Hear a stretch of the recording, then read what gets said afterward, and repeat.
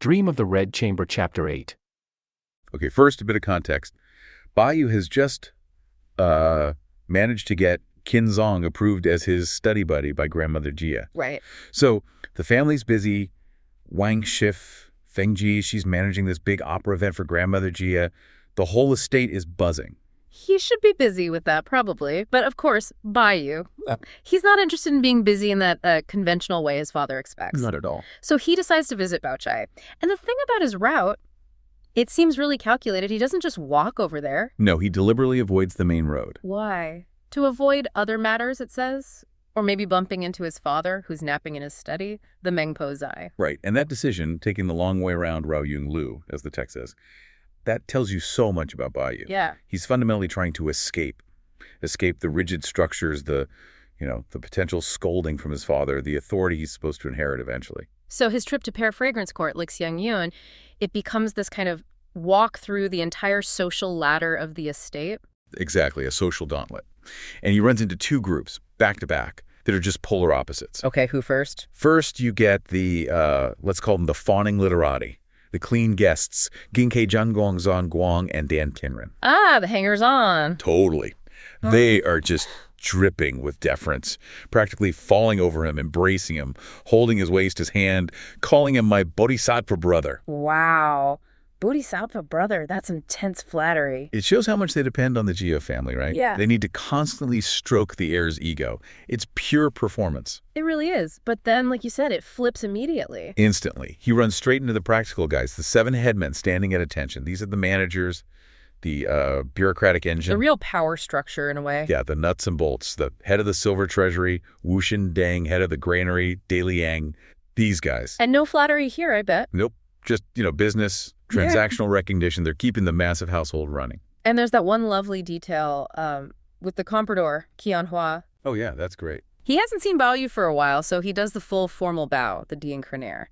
Deep respect. And Baoyu's reaction is so telling. He doesn't just, nod it off. He smiles, gently raises him up. It shows that kindness under the surface, right? He kind of rejects that excessive formality the other guys were laying on so thick. Exactly. And even the compliments are different. The regular staff, they compliment his calligraphy. His Dauphinger, the big square posters, they say his writing's getting better. Which is such a personal, specific compliment. It acknowledges his sort of softer skills, not managing granaries, but art. So he navigates the flatterers, the managers, the staff, using a mix of his status, but also, genuine charm. He does. He manages to sneak through the whole apparatus of the family's public life. Just to get to his cousin's quiet room. Yeah. And the whole atmosphere is about to change dramatically. Okay, so after all that, Yeah. that social navigation, the energy just shifts completely when Daiyu gets to Baochai's place. Oh, absolutely. It goes from that bustling hierarchy to something really quiet, contained, almost like a retreat. Yeah, monastic is a good word. It's deliberate. First, he sees Aunt Sue sewing, doing her zanzi, and Baochai herself is tucked away in the inner room, the Lijian. And it's described as warmer in there. Warmer, yeah. And separated by this curtain, a half-old red silk soft curtain, Hong Chao Rok Lin Lian, that detail, half-old. It's key. Even the curtain is modest, understated. And that modesty just defines Baochai herself, doesn't it? The text really focuses on her appearance, but in a way that emphasizes naturalness, restraint. Totally. No fancy jewelry, no elaborate hairdo. Her hair bun is just naturally glossy black Seihai Yugong de Mer. And her clothes. Half new, half old, it says explicitly. Not luxurious, rose purple vest lined with rat fur maybe, an onion yellow silk skirt. Nothing ostentatious. She's the total opposite of flashy. She's got that kind of effortless beauty. The line is beautiful. Lips unpainted are red. Brows undrawn are jade green. Exactly. She embodies that sort of controlled, naturally perfect, ideal Confucian lady. Which leads to how the author sums up her whole persona, right? She's described as, rarely speaks, people call her hiding her foolishness. Kang Yu. Content with the moment, calls herself clumsy, Shozus. Okay, hiding her foolishness, Kang Yu, that's fascinating. Because Everything else suggests she's actually really smart, well-read. She is. So why emphasize the Kan Yu? Is it like a genuine flaw, or is it more about the societal pressure on women than, to downplay their intelligence? I think it's really both. It's her strategy for navigating that society, and it's also a reflection of the constraints on her. Makes sense. To be that perfect potential bride, she has to seem compliant, modest. She can't make waves. So this contained perfection, it's like her armor. And then Daiyu walks in. The contrast is just bam. Oh, it's stark. He's like a walking treasure chest, wearing his wealth, his status, literally on his body. The purple gold crown with treasure, the gold forehead band with the dragons. The fancy white fox fur-lined jacket. He's just dripping with status. Everything Baochai's setting and clothes deliberately avoid. He is the spectacle. She is the restraint. Ah.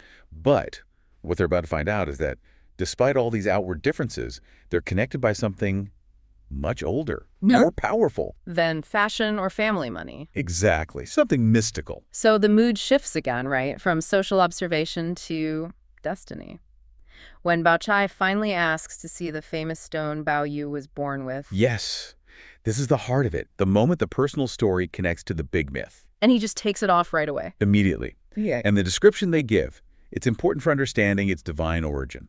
Big as a sparrow's egg, bright as glorious rosy clouds, glowing and smooth as cream. Sounds pretty magical. It is.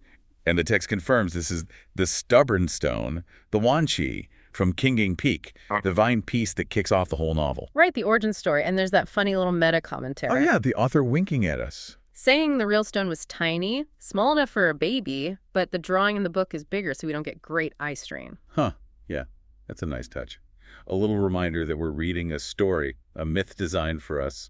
But its power isn't just storybook stuff. The inscription on the front, it basically dictates Baiyu's life path, doesn't it? It really does. It reads, Dishou Shi Mo Wang Xian Shouheng Te. Okay, translate that for us. Never lose, never forget. Immortal life, lasting prosperity. Wow. That sounds like a divine command, remember who you are, where you came from, aim for eternity. It's a mandate, yeah. You're divine, remember it, live up to it. And the back reinforces that. It lists these 3 specific magical powers. What are they? 1, drive out evil spirits. 2, cure old grudges or sicknesses. And 3, no misfortune and fortune. So it's literally like a divine toolkit for life on Earth, a protection charm. Exactly. A user manual for his destiny. Okay, so Baochai is holding this amazing thing, reading the words Mo Shi Mo Wang Xin Shu Heng Chang, and then her maid, Yinger, speaks up. Yinger. The lowest status person in the room delivers the biggest bombshell. Classic. It's the huge aha moment. Yinger says, hey, my mistress's necklace has words that sound just like that, like they match. And Baochai tries to downplay it. Oh, yeah. She tries to brush it off, plays that modest role again. Oh, it's just some lucky phrases a monk gave me ages ago. Says she had them put on her gold Yingluo locket because he told her to. But Baoyu's not having it. He's obsessed with his stone, right? Totally. He insists. He wants to see it. And the text specifies the locket came from the lame monk, Latu Heishong. Ah, that recurring character, the messenger from the divine world. The very same. And the monk insisted the words had to be engraved on gold. Okay, so what does her locket say? The golden prophecy. It reads, Ibu li wu hi fang lin yin ji. What does that mean? Never separate, never abandon, young years forever continue. Whoa, okay, put those together. The symmetry is incredible, isn't it? Yeah. Baiyu's never lose, never forget is perfectly mirrored by Baochai's never separate, never abandon. It's a perfect pair. Baoyu sees it immediately. He says they're truly you-do-we a pair. So this casual visit, this sick call, Yeah. it just confirmed this preordained connection. A divine contract, basically. Exactly. Linking Baoyu and Baochai, forcing them together in a way that mythically they just can't escape. The intrigue starts almost immediately. The second Baoyu arrives. It's about a scent. Yes. He notices this very particular fragrance coming from Baochai. The text calls it a chilling, sweet, subtle fragrance. That's quite specific, Yeah. chilling and sweet. Mm-hmm. And right away, this tiny detail tells you so much about Baochai. Baoyu, naturally curious, asks if she's wearing perfume. And her reaction. She completely dismisses the idea. So she finds perfumes sort of frivolous, even saying they make clothes smell smoky and scorched. Wow. Okay, so that's her character defined partly by rejection, right? She's immediately set apart from maybe the more typical perfumed ladies of the aristocracy. Exactly. She's practical. down to earth in a way. So if it's not perfume, Baoyu wonders, what is that scent? And the answer is key. It really shifts your view of her. The scent is from a medicinal pill she took that morning. Ah, so it's about health, not vanity. Precisely. Internal balance, well-being. It grounds her character instantly, making her seem quite mature compared to some others. And Baoyu being Baoyu, he's still got that childish streak despite his intelligence. Oh, absolutely. His immediate reaction is, what pill is that? Can I have one to taste? He's fascinated by her, by this practical knowledge she embodies. Which he has to gently push back on that impulse. She does. Reminds him you don't just pop random pills. It establishes her early on as this sort of rational, caring voice, a role she plays constantly. That voice of reason gets an immediate counterpoint, though, because just then, Lin Daiyu arrives. She does. And she makes quite the entrance, doesn't she? Walks right in and jokes, "Ayo, I've come at a bad time." Which is funny because, well, why would it be a bad time? Baochai asks basically the same thing, but Daiyu, with that famous quick wit of hers, she elaborates. Right, this is where she lays out her little philosophy of visits. She suggests that if people alternated their visits, kind of staggered them, the host's home would be perfectly balanced. Neither too cold nor too noisy. I love that line. It's brilliant. She's using humor, yes, but she's also making a pretty sharp comment on the delicate dance of high society life. Managing social obligations. She's basically telling Aunt Shu, the host, I see how complex this is, but in a charming, witty way, turning politeness into social commentary. Exactly. It's pure Daiyu. Well, speaking of balance shifting, the weather outside is changing. The sources mention sleet starting to fall. Snow beads, they call it. And the cold brings us right to the next point of tension. The wine. Ah, yes. The wine. How does this start? It's quite cozy at first. Baoyu's admiring the setting, complimenting Aunt Shu on her homemade snacks, pickled goose feet, and duck tongues, specifically. Sounds interesting. Delicacies. And this prompts Aunt Shu, being a generous host, to offer him some of her best wine. But that's where the rules kick in, hard. Immediately.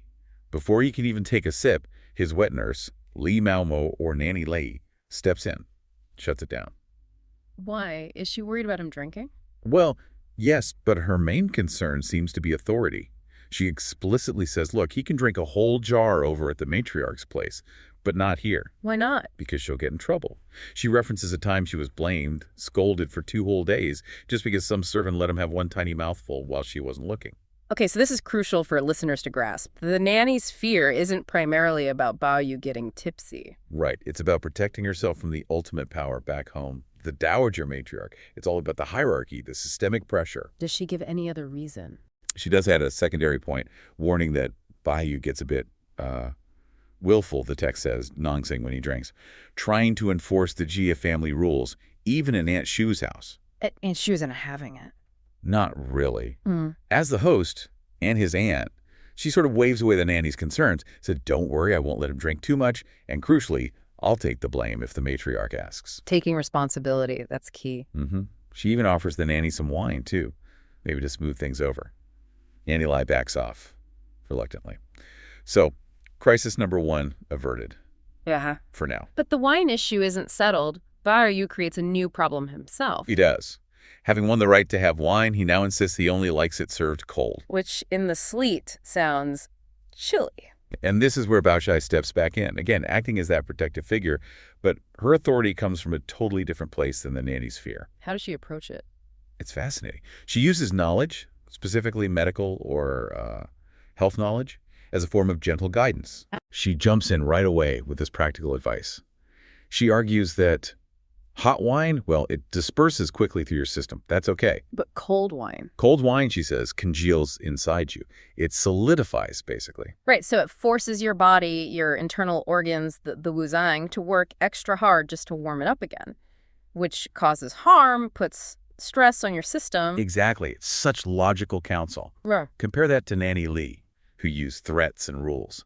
Baochai uses undeniable reasoning based on health. She's empowering him to make a better choice. And how does Baoyu react to this? Does he argue? Not at all. He's immediately persuaded by the logic. He just puts the cold cup down and asks for it to be warmed. No fuss. Yeah, it really shows the kind of sway Baochai has over him, doesn't it? An authority built on pure reason and genuine care. It's quite unique. And that influence is needed because guess who's back after Baoyu's had 3 cups of warm wine? Oh, no, Nanny Lee again. You got it. Round 2.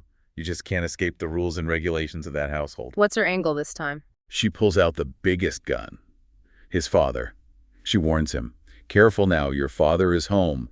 He might decide to check up on your studies." Ah, the Daiyu, the ultimate patriarchal authority. That threat would loom large. It absolutely does. Yeah. The text says Baoyu's heart feels greatly ill at ease. He slowly puts his cup down again. The fear of his father's disapproval just deflates him. But just as he's about to give in, Daiyu steps up. And she doesn't just offer a mild defense. Oh no.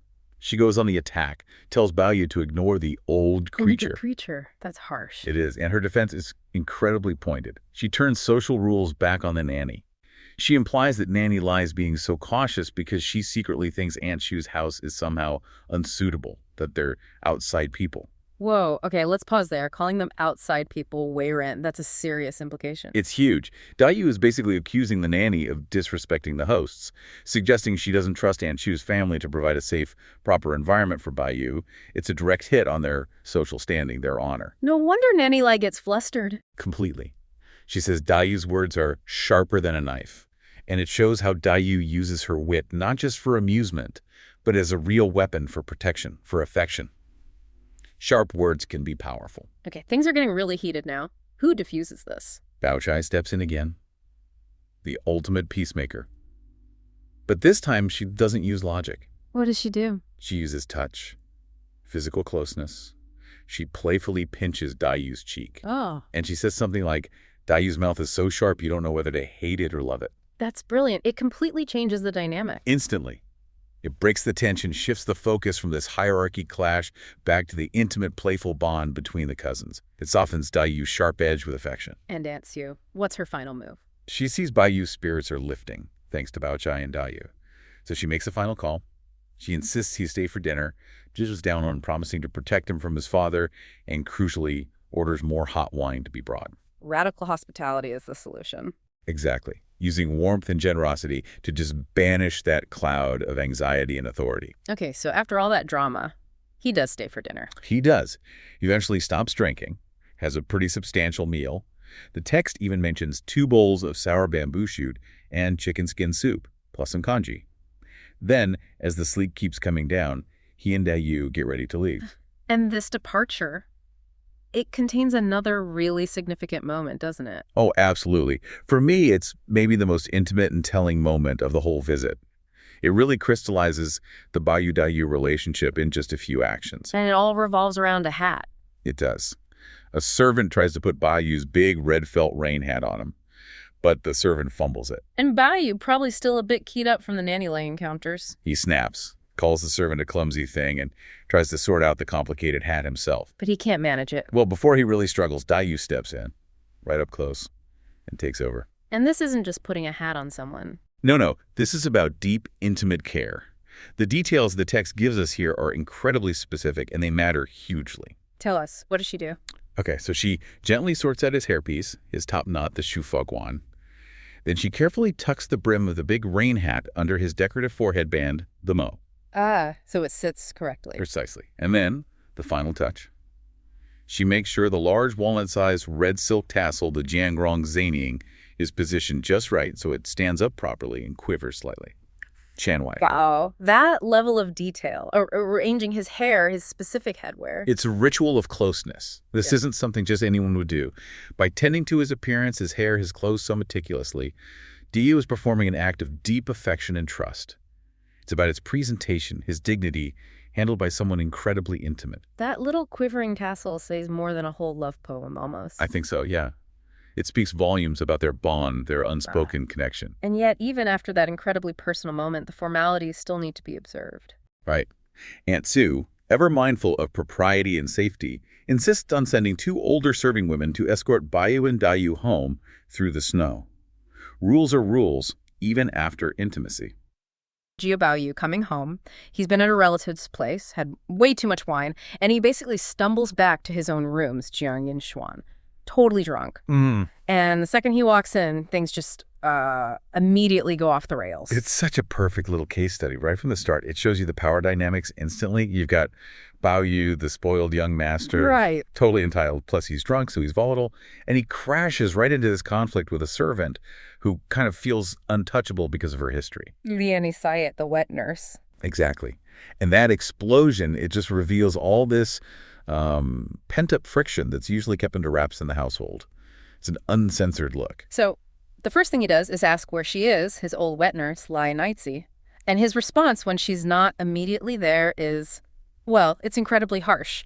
He says something like, she's more comfortable than the elder matriarch herself. Why even ask? Maybe I'd live longer without her. That bitterness, it comes from her specific role. The wet nurse, even long after the child she nursed is grown, she keeps this kind of leverage. Because she fed him? Yes, she fed him, she cared for him in infancy, and that creates this bond, or at least this historical claim. And it often translates into, well, status and privileges that she can exploit, maybe protecting her own family, maybe pushing other servants around. Ah, okay. So Bayu's the master, technically, but he can't just, fire her easily or ignore her claims. She's like this built-in annoyance he can't get rid of. So that resentment is always simmering. How does it actually boil over here? The text gives us these two really concrete complaints, both about, interestingly, food and drink. What did Li Naitsi actually do? Well, she took things he'd specifically set aside for his maids. First, these tofu skin buns. Baoyu knew they were King Wen's favorite, one of his maids, and he saved a plate just for her. Okay. The Ganites just waltzed in and took them for her grandson. Apparently told the other servants Baoyu wouldn't necessarily eat them anyway. Wow. So directly undermining his authority, his personal wishes. Completely. It's her asserting her own domestic power right over his stuff. And then there's the tea. Right, the maple dew tea. This seems even more pointed because it's about taste, about refinement. Why was that specific tea such a big deal? Well, Baoyu makes a point about it. He says this particular reserve tea is only really excellent after the third or fourth brewing. He's setting himself up as this connoisseur, right? But these exacting standards. And Li Naitsi, she just drank it. She insisted on tasting the reserve and then finished it off. Zero respect for his specific instructions or the fact that it was, a valuable reserve. She's basically saying her comfort matters more than his refined taste. Exactly. She's telling him, and maybe everyone else listening, my privilege trumps your preferences. And that's the breaking point. Losing the tea pushes him over the edge. He takes the cup he's holding. Another maid just brought him a fresh one and just throws it down. Smashes it To pieces, tea everywhere. And then he declares he's going to demand Lina Naitsi be banished. Immediately. Kicked out. Says he doesn't need her milk or her presence anymore. And here you see the raw power of the young master unleashed. He can, with just a word, potentially ruin someone. Especially when he's drunk. That's almost his excuse. But the way the maids handle it is brilliant. Shirin, his main attendant. She was pretending to sleep. Yeah, just waiting it out, probably trying to gauge the right moment. And she jumps in. But she doesn't defend Li Naitsi, which is interesting. She uses this, reverse psychology. What does she do? She totally agrees with him. Says, you're right, banish her. If she's causing trouble, get rid of her. Okay. In fact, she adds, if you really want peace and quiet, you should banish me and all the rest of us too. Right now, we'll all happily pack our bags. So she calls his bluff, basically. Emotional blackmail, almost. It's precisely that. She plays on how much he actually relies on them, on their care, their loyalty, faced with losing everyone who actually looks after him properly. He'd be lost. Completely. And just like that, Baoyu shuts down. He goes silent. So his immense power, it's checked by his equally immense need for their very specific kind of care. It's fascinating how that intense anger, all that stuff about status and resentment, it just sort of evaporates once he's alone with the people he actually likes. The mood shifts completely. Yeah, the text pulls back immediately to show you his inner world, which is quite different. We go from that public explosion of hierarchy to these really quiet, intimate moments. Like with King Wen. He asks her about the sign he wrote for his pavilion. The character's Janyun Swan. Right, and she tells him this little story. She climbed up herself to hang the plaque. Because she didn't trust anyone else to do it right. Exactly. And she says her hands got frozen doing it. So what does Baoyu do? He takes her hands in his to warm them up. Yeah, he holds her hands, warms them with his own heat. And that's a crucial little detail. It's really not typical master-servant behavior. No. It shows this level of physical closeness, emotional connection that really defines Baoyu's relationship with his closest maids. The lines are blurred. And we see that warmth with family, too, right? When his cousin Daiyu stops by, she compliments his calligraphy. And he teases her, asking if she's just buttering him up to get him to write her a plaque. It's light, it's easy, no status games there. None at all. And then there's that final little act before he falls asleep. Sharon again. What does she do? After she gets the drunken Daiyu settled in bed, she carefully takes off his spiritual jade. You know, that vital talisman he always wears. The one that's tied to his fate. Right. And she wraps it in her own handkerchief and tucks it under his bedding. Right. Just so the jade won't feel cold against his neck when he eventually wakes up.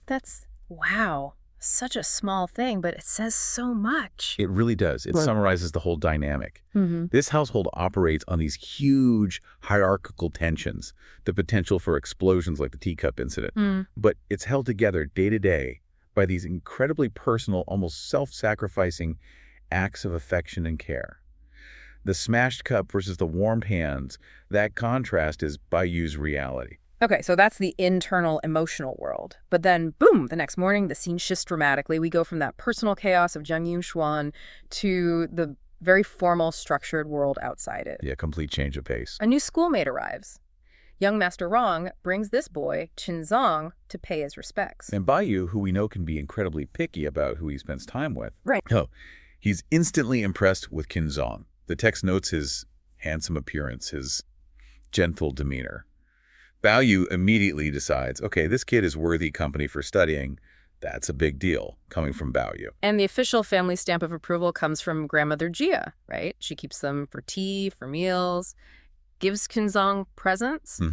Gives like a silk purse, and importantly, a golden kujing. What does that symbolize? Kujing is the god of literature and examinations. So a golden kujing, it represents this very auspicious idea, the union of the literary stars. It's basically the family, especially grandmother Jia, putting their blessing on this educational partnership, signaling high hopes for Qinzong's future. But as always in this book, there's a story behind the story. We need to understand Qinzong's background, especially his father, Qin Yu. Absolutely. Qin Yai is a clerk of the Ministry of Works, and he's nearly 70.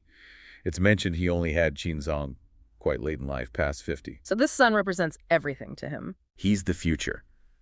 Qin Ye sees this chance for his son to study with the famous scholar Jia Daidai at the Jia family school as the absolute key. The path to success, fame, security for the whole family rests on this. But there's a catch, a big one, the money. A huge one. The source material is really blunt about it. It says Qin Ye is shamefully strapped for cash, say.